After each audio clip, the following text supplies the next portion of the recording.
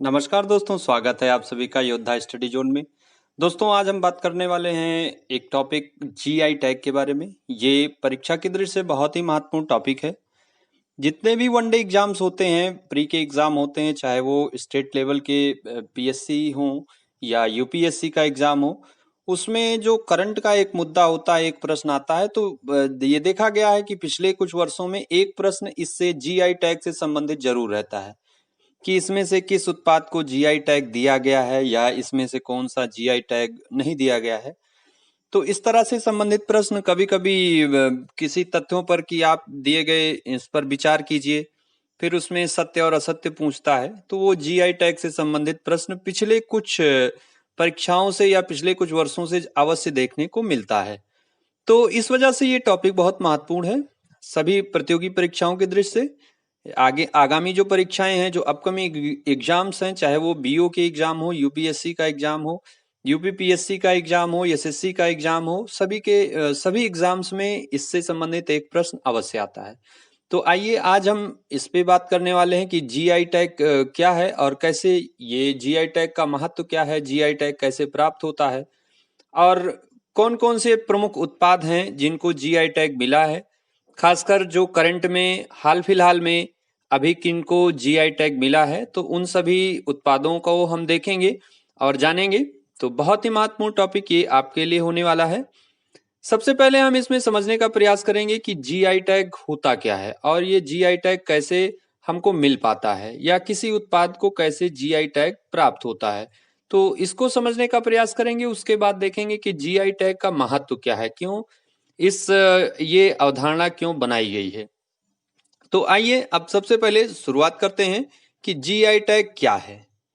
GI का जो अगर फुल फॉर्म देखें तो इसको जियोग्राफिकल इंडिकेशन यानी भौगोलिक संकेतक का इस्तेमाल ऐसे उत्पादों के लिए किया जाता है जिनका एक विशिष्ट भौगोलिक मूल क्षेत्र होता है, यानी एक स्पेसिफिक क्षेत्र में ये उत्पाद वहां पर पाए जाते हैं। इन उत्पादों की विशिष्ट विशेषता एवं प्रतिष्ठा भी इसी मूल क्षेत्र के कारण ही होती है। इस तरह का संबोधन उत्पाद की गुणवत्ता और विशिष्टता का आश्वासन देता है। अब ये उस स्पेसिफिक क्षेत्र का अपना विशिष्ट गुण, उसकी अपनी गुणवत्ता यानी उसकी अपनी प्रॉपर्टी होती है, उसकी अपनी विशिष्टता, अपनी स्पेसिफिसिटी होती है। तो उस इस संबंध में ये जीआई टैग दिया जाता है। अब मान लीजिए किसी उत्पाद को जीआई टैग दे दिया गया, तो वो उस क्षेत्र का जैसे एक पेटेंट होता है, कहते हैं कि ये पेटेंट करा लिया है हमने, तो लगभग उसी तरह की प्रक्रिया इसके अंतर्गत होती है। अब ये नहीं है कि कोई और वो उत्पाद बना नहीं सकता, लेकिन उस नाम से नहीं बना सकता, उस तरह से नहीं बना सकता जैसा उस विशेष क्षेत्र में किसी उत्पाद को जीआई टैग दिया गया है। तो सबसे पहली बात ये आपके अब समझ में आ गया होगा कि जीआई टैग क्या है। जीआई टैग क्या है? किसी विशिष्ट क्षेत्र में उत्पादों को दिया जाता है। जैसा कि मैंने बताया, आज ये जो जीआई टैग के बारे में हम बात कर रहे हैं, ये परीक्षा की दृष्टि से बहुत महत्वपूर्ण है। ये आगामी जितनी भी परीक्षाएं हैं उसमें एक प्रश्न अवश्य इसमें से पूछा जाएगा। आगे देखते हैं, जीआई टैग को औद्योगिक संपत्ति के संरक्षण के लिए पेरिस कन्वेंशन जो हुआ था, बौद्धिक संपदा अधिकारों आईपीआर के एक घटक के रूप में शामिल किया गया। ये बहुत महत्वपूर्ण बात है। अब अंतरराष्ट्रीय स्तर पर जो जीआई का विनियमन है, वो डब्ल्यूटीओ यानी वर्ल्ड ट्रेड ऑर्गेनाइजेशन के बौद्धिक संपदा अधिकारों के व्यापार संबंधी पहलुओं के लिए जो ट्रिप्स हुआ था, trade related aspect of intellectual property rights यानी ट्रिप्स, जो 1 जनवरी 1995 से लागू किया गया है, इस समझौते के तहत ही किया जाता है। ये आपके समझ में आ गया होगा। Trips, trade related aspect of intellectual property rights, ये 1 जनवरी 1995 से लागू है अंतरराष्ट्रीय स्तर पर। इसका जो विनियमन है वो डब्ल्यूटीओ के बौद्धिक संपदा अधिकारों के व्यापार संबंधी पहलू यानी ट्रिप्स के तहत ही होता है। अब भारत में अगर हम देखें राष्ट्रीय स्तर पर, तो राष्ट्रीय स्तर पर यह आकार वस्तुओं का भौगोलिक सूचक पंजीकरण एवं संरक्षण अधिनियम, ये 1999 1919 में आया था, जियोग्राफिकल इंडिकेशन ऑफ गुड्स। तो उसके तहत सितंबर 2003 से जो लागू हुआ, उसके तहत ये जीआई इंडिकेशन या जीआई टैग दिया जाता है। ग्राफिकल इंडिकेशन या जीआई टैग इसके तहत प्रदान किया जाता है। 2004 में दार्जिलिंग टी को पहला जीआई टैग उत्पाद बनने का जो है गौरव प्राप्त हुआ। अब ये जो भौगोलिक संकेतक का ये पंजीकरण होता है, ये किसी राज्य के द्वारा, किसी उस संस्था के द्वारा जो उस उत्पाद का निर्माण करती है, उस कंपनी के द्वारा इसका पंजीकरण के लिए दिया जा सकता है। ये वाणिज्य व्यापार विभाग जो है वहां पर इसका पंजीकरण एक उसकी शाखा है, उसी में इसका पंजीकरण होता है और इसका पंजीकरण जब हो जाता है तो 10 वर्ष के लिए ये मान्य है। यानी किसी उत्पाद को अगर जीआई टैग प्रदान कर दिया गया तो 10 वर्षों तक ये मान्य रहेगी। अब इसके उद्देश्य में देखें कि भौगोलिक संकेत टैग का मूल उद्देश्य दूसरे लोगों द्वारा पंजीकृत भौगोलिक संकेत के अनधिकृत उपयोग को रोकना है। यानी अभी जैसे मैंने बताया कि हमने जैसे पेटेंट की तरह ये काम करता है। जीआई टैग के माध्यम से उत्पादन प्रक्रिया में नयापन लाने वालों को इस बात की सुरक्षा प्रदान की जाती है कि उनके उत्पाद की नकल और कोई व्यक्ति या संस्था नहीं कर सकती है। अब इसके दो प्रमुख जो उद्देश्य हैं, जीआई टैग किसी क्षेत्र के उत्पाद की उत्पत्ति को पहचानने के लिए एक संकेत या प्रतीक है। जैसे रसगुल्ला का नाम लेते हैं तो पश्चिम बंगाल या बंगाल का जिक्र हमारे जहन में आ जाता है।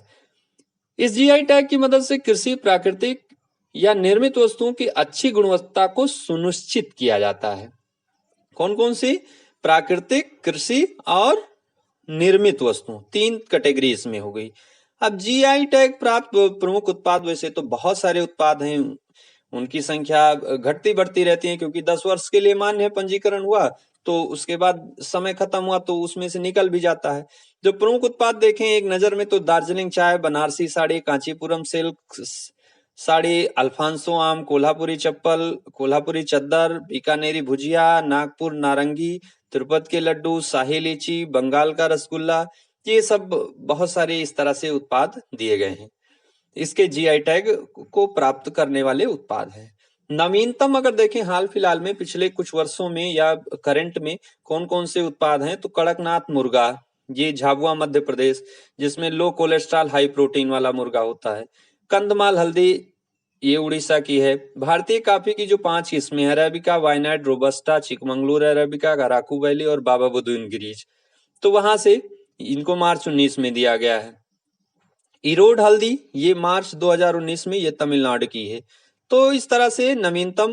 अब और करंट में अगर हम आते हैं, रिसेंट में आते हैं तो कश्मीरी केसर जो करेवा घाटी आपके जम्मू कश्मीर में जिनका उत्पादन होता है तो इसको जीआई टैग प्रदान किया गया। मगही पान जो बिहार का है उसको जीआई टैग प्रदान किया गया है। चक हाओ, ये मणिपुर का काला चावल है, सुगंधित काला चावल, ये बहुत ही पारंपरिक चिकित्सा पद्धति में इसका प्रयोग होता है तो इसको जीआई टैग दिया गया है। गोरखपुर का टेराकोटा, टेराकोटा इसमें क्या होता है, जो हस्त निर्मित मिट्टी की जो संरचनाएं होती हैं, मूर्तियां होती हैं, खेल के सामान होते हैं, तो उसको टेराकोटा के अंतर्गत रखा गया है।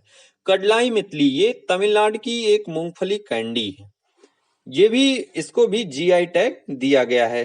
तमिलनाडु के दक्षिणी भागों में बनाई जाती है, इसको मूंगफली और गुड़ से तैयार किया जाता है।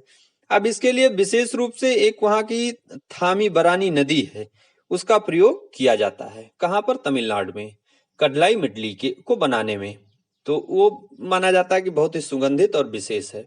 कुछ और तथ्यों को देखें तो पहला जीआई टैग जैसा मैंने बताया दार्जिलिंग चाय को 2004 में दिया गया। जीआई टैग का जो स्लोगन है बहुत महत्वपूर्ण है, अतुल्य भारत की अमूल्य निधि। जीआई टैग से आच्छादित सर्वाधिक उत्पाद कर्नाटक राज्य के हैं, ये बहुत महत्वपूर्ण है। सबसे ज्यादा उत्पाद जीआई टैग के कहां से हैं? कर्नाटक के हैं। और जीआई का जो पंजीकरण होता है वो 10 वर्षों के लिए होता है। तो ये जीआई टैग से संबंधित यानी जियोग्राफिकल इंडिकेशन से संबंधित संपूर्ण तथ्य रहे। मेरा ख्याल है कि वीडियो आपको पसंद आया होगा, आपके लिए बहुत महत्वपूर्ण है, जितने भी अपकमिंग एग्जाम है उनके लिए बहुत महत्वपूर्ण है। आपने इस वीडियो को पूरा देखना है और अपनी तैयारी को नया आयाम देना है। बहुत बहुत धन्यवाद। चैनल को लाइक करें, शेयर करें, अपने बहुमूल्य कमेंट भी दें और चैनल को सब्सक्राइब करें। धन्यवाद, bye bye, have a nice day.